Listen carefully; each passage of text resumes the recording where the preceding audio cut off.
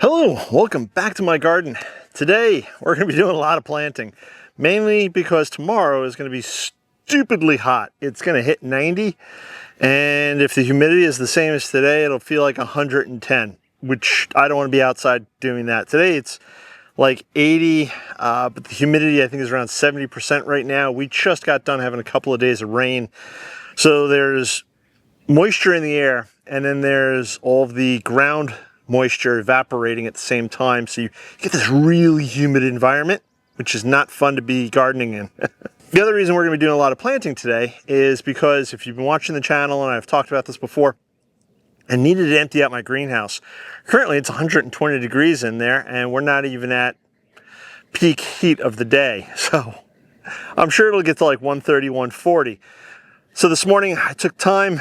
I took a lot of plants off of the potting bench here, took them out to wherever I wanted to get them planted out in, and then I took all of the dahlias, and I think the only other thing in there besides dahlia were some hot lip salvia cuttings. Brought them all out here to the bench. They'll be fine out here in the bench. Some of these dahlias are just starting to put on growth. Some of the stuff is more than ready to be planted out in the ground, like this poo. So I think next week we'll be planting dahlias out into the dahlia bed, as well as doing additional plantings, because I have a plethora of other plants here. But in the meantime, today we're going to start a large mass planting. So let's head over to the rose garden, where we're going to start first. Right here in front of me I have my Earth Angel roses. These were a gift from my wife a few years back. These are actually all cuttings that I had taken, and they've grown quite well. Last year they got attacked pretty heavily by the deer, and then this spring they did get nibbled on a little bit, but as you can see, they're recovering, they're bounding back, and all the rain we just had over the last few days has done them no harm. The black spaced area behind me I've discussed a little bit ad nauseum, and I don't want to bore you guys any more than these videos are already boring. But I will be pulling some of that back and doing some of that and doing some planting into that space later this year. But for right now, right here in front of me, I'm going to be planting Blue Victory Salvia.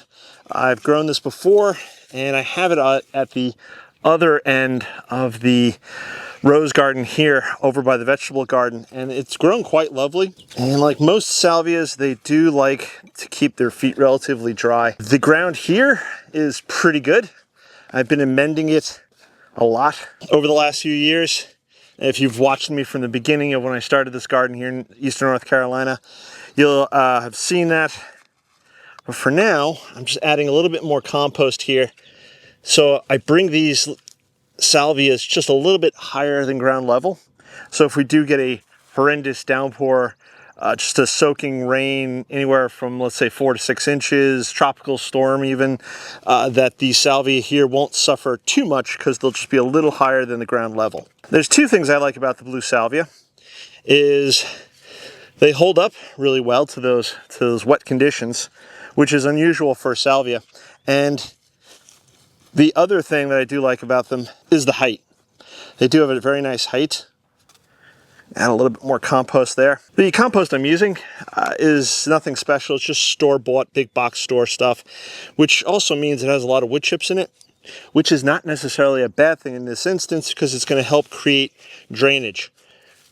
And again, salvia do like their feet relatively dry. They don't like it too wet. Last year, I lost one of my big blue salvia after a tropical storm because it got too wet, and the ground stayed very wet for, I think it was about a week and a half. So it wound up getting root rot, and then the salvia itself died, which was very sad. But the Blue Victory here survived very well. So there's a clump right here, 3 small seedlings. Hopefully over time, they just fill out this space. Now we're going over to the flower garden, where we're going to do the remainder of our planting. Right here, we are at the entrance to what will eventually be the future topiary garden and grass borders garden.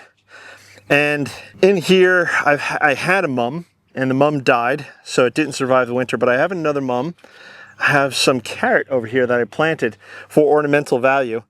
The deer have already nibbled on it, but we'll see what happens. Maybe it'll recover enough that it will throw up some flowers later in the season. But obviously you can see here, I have a bit of a blank space. If you guys didn't know, that is a Russian sage. It is specifically Blue Jean baby Russian sage. It's in the pot because if it was in the ground, it would die. My ground here is very wet, a lot of clay, loam. It's just not good for something like sage. Sage needs very free draining soil. I had it growing in New York in a section of my garden. Topsoil is maybe 3 inches and the rest of it was sand, and the Russian sage just thrived. It just thrived and it just grew. It was huge. It was wonderful. It was a different variety than this, but nonetheless, what I'm planting here right now in this blank space, and I don't know if it's going to survive because I've seen deer nibble on this, but I do need to put something here, and I had these sitting on the bench. This is purple coneflower. They're little itty bitty things, but I'm hoping that over time and maybe before the fall, they will grow yay tall and put on some flowers. The deer in my area have eaten or assaulted the other varieties of coneflower that I have, various hybrids, but the purple coneflower is your traditional purple echinacea. So maybe they won't eat this stuff. Maybe as it grows larger, they'll leave it alone. I don't know, but there's a couple there. It should help fill in the space. And that's one of my goals this year, is to fill out all the blank spaces here in the garden. Let's move on to the next clump. Right in here, as you can hopefully see, are all of my irises. These are a combination of bearded irises that I had collected myself, and also a group closest to you guys that I gathered from my father-in-law's house. He didn't know what they were. I don't think he remembered where he got them from, but he had them growing in his front yard. So I dug them up, brought them here, and planted them out. A couple of them did flower orange this year, which was lovely. But one of the downsides to irises, and I do love irises, but one of the downsides to irises is that once they're done flowering, this is all you have. It's just this foliage. Transplanted, I believe, all of these last fall. I did lose a couple over the winter, but now that these plants are a little more established, I'm gonna interplant around them, and hopefully this area will look a whole lot better in the upcoming years. Along the back, you guys won't be able to see, but I have Agastache giant hyssop growing. They're doing well, and hopefully they'll get to about yay high. That will be nice. It'll add some height to this space. The next plant I'm going to plant in here is some clary sage. Now the clary sage should also theoretically get relatively large. Put one there, and I'm going to put one over here, I think, yeah. But like many salvias, and even the irises, they do appreciate a drier soil condition. One of the things I'm going to start doing with this bed area is I'm going to start amending it, and one of the things I'm going to amend it with is pea gravel. Basically just taking a handful of pea gravel, throwing it into the ground here. It'll help with the drainage. Pop my clary sage out. Ooh, this guy's a little root bound. Break up the roots here. Get all that back in. Tuck that guy in. So that one's done.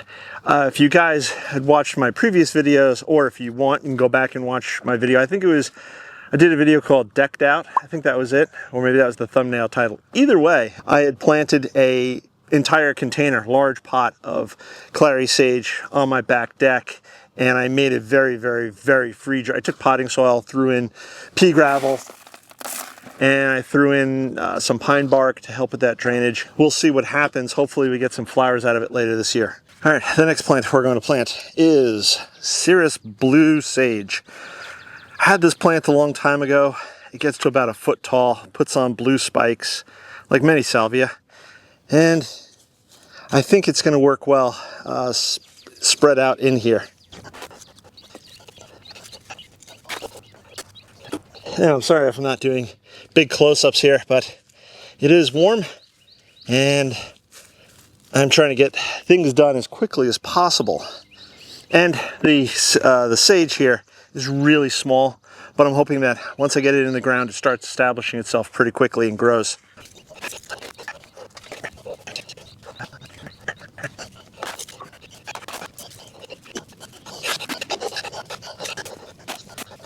One of the things that I do like to do as I'm planting is just leave a tag near the plant.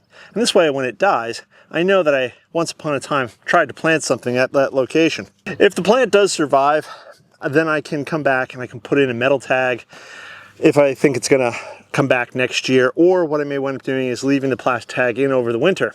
It does look somewhat unsightly, but if the plant comes back in the same location again, then I can remove the tag at that point and then put in a more permanent tag.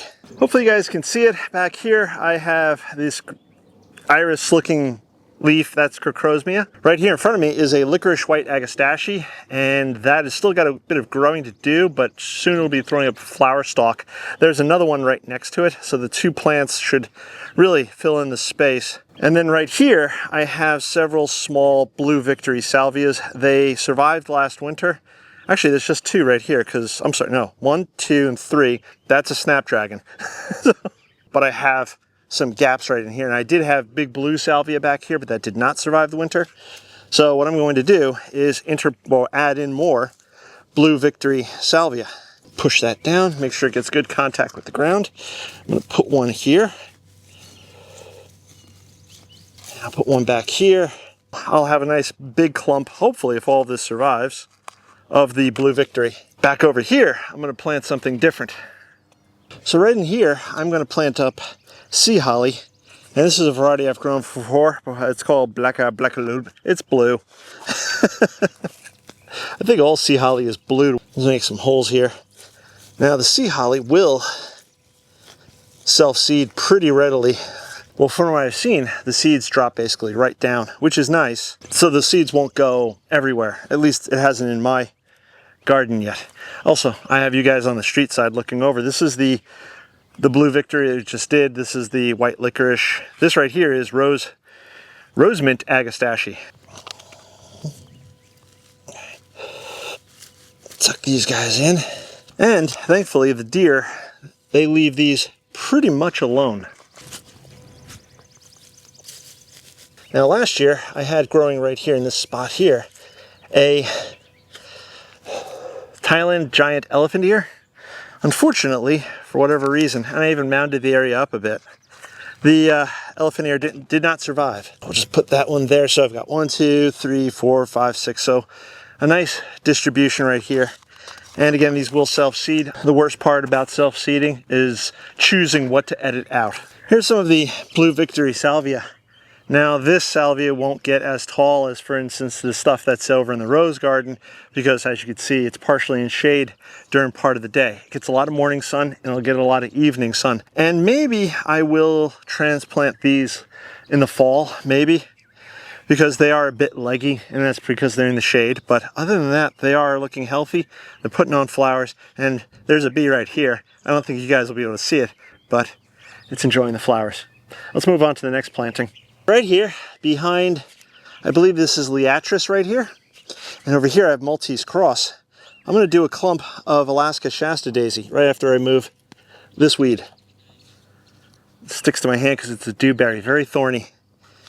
I have 3 of these Alaska Shasta Daisies. So I think we're going to start with one right here. Put down in the hole. Press that in. There we go. Put one right here, I think. Take this one. Put this one to the ground. There we go. Let's move on to our next planting. After this planting, I think I'm going to have to change out the battery on the camera. But last fall, I planted a bunch of anemone back in this area right here to fill in between the front of the bed and the blazing star, as well as the white breeze daisy. Sadly, I think only one kind of came up, but nothing else has grown or blossomed or flowered in this area. So what I'm going to do is I'm going to fill the gap in here with a plant I've never grown before, and it's a biennial. Biennial? Either way, Canterbury Bells. So the Canterbury Bells hopefully will just survive this year, and they'll flower next year. And I think I have 5 here, so I have 2 colors. I have white and blue, so I think I'm going to mix them up. So I'm going to put a white back here, tuck that one in. I did a blue there. I think I'm going to do a blue there. Here's a white. So I'm going to do a white up front. I think I will do a, should I do a white blue or blue white? I think I'm going to do a blue white. If you guys grow Canterbury Bells, please let me know in the comments below. And the last one is the white, which we'll do over here, and hopefully that'll fill in this space here. Quite frankly, I'd be thrilled if only one of these survived, but hopefully all 5 of these survive. We're done. I'm going to give the camera a break, switch out the battery, but you guys won't miss a beat because we're going to move on to the next clump. The next group of plants I'm going to plant is something I did not grow from seed, but I purchased many years ago and I've done divisions of, and that is Agapanthus. This variety is Blue Summer Love, or Summer Love Blue, something along those lines. And right down here at my feet, I have Bee Balm Raspberry Wine. So Raspberry Wine Bee Balm, and of course, over here is my arch nemesis, Cana, which I have to dig up this year because it's getting out of control and wild. Right in between here, I'm going to plant these I'm going to plant this Agapanthus. Now, it may not look like much right now, but hopefully, probably towards the fall, it'll flower and put on tall blue flowering spikes. Agapanthus don't have deep roots. They don't run deep roots. They run like very shallow roots. So I'll pop that there. So it roots like outwards, laterally. Sophie thinks it's a bit too hot out here too. I'm just going to throw a tag over here. Even though these are less likely to die, as long as they get regular water, I can still kill them. This little spot should be filled in. And again, hopefully when we do our summer garden tour, because we'll probably do a summer garden tour, these things will be flowering, if not fall, probably. We'll see. Maybe not even this year. On to the next group. You can obviously see the large clump of poppies that I have here. What you can't see buried amongst them is some Cana, which again is going to have to come out this year. And intermingled amongst them is some lily. So hopefully if the deer don't eat the flower heads off, they should look nice in the upcoming weeks. But right here I have a small gap. I do have some foxglove right over here. It looks like they just started coming up this year, so that means they'll seed next year. I just spotted another weed dewberry there. Pull that out. A little bit of grass. Get that out. So one of the nice things about getting down on your hands and knees here and into the garden is you can see close up what is going on so far as weeds or maybe other plants, things that are happening. This right here is an Alaska Shasta daisy. It survived the winter. It's growing now. It should be flowering probably in the next, I don't know, 2 weeks or so. Seems like the sun is going behind a cloud, which is much relieved. It is quite warm right now. But right here, in between the foxglove that I have growing up over here, the poppy and the Alaska Shasta daisy, we are going to do 3 white summer love Agapanthus. It's lovely soil. Right, sort of back here. This is going to be a tight clump, but that's okay because these cuttings are really small. And worst case scenario, or maybe best case scenario, depending upon how you look at it, is if only one of these 3 survive, it should fill out the space in time. Because these plants should get fairly large, 12 to 15 inches across at least. On the other side, I have some more Agapanthus. Let's go plant those. We're going to do a couple up here in the front. I think we have 4. While I plant these, besides me, are there any other YouTubers, gardening YouTubers, that you follow that are weird, strange, odd, different? There's one YouTuber I've stumbled across many years, on again, off again. He doesn't post regularly, but I believe it's John Lord. He's an Irish guy in Ireland. And he owns a nursery, but he's a very peculiar, I'm going to say it nicely, peculiar gentleman. He, the way he treats the plants, the way he just pulls plants, transplants plants, it's all very, very different. Hopefully, in the next few months, these Agapanthus start filling in. I think those are white tiger lilies in the back. I'd say irises. Tiger lilies. The heat's cooking my brain already. Let's move on before I fall out from heat exhaustion. I just took a look around and we have run out of plants to plant. At least the plants that I laid out this morning at the beginning of this project off camera, so as I wouldn't bore you guys with doing that. A lot of things were accomplished today. I managed to free up a lot of space on the potting bench there so I could take the dahlias, whatever I had left in the greenhouse, pull it out of the greenhouse, put it on the potting bench. The stuff that's on the potting bench will be planted out in the next 2 to 3 weeks. So if you haven't subscribed, please subscribe, click that bell icon to be notified when I do post a new video. This way you can follow along with the planting. Right here behind me is some of that licorice white agastache that I mentioned, a while ago in this video. And it's starting to put flowers on. Deer fly. This is about as high as it gets, which is really nice. So what I do here is I let it go to flower. It'll stay flowering probably throughout most of June, if not all of June. By July, I think it starts going over. I think it's July, thereabouts.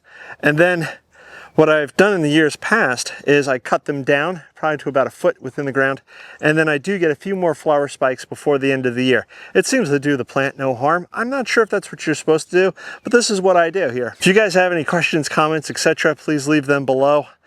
If you haven't checked out the links below, please check out the links below. The heat's cooking me. I'm going to go inside now before I fall down, and I'm going to catch you guys on the next one. Bye-bye.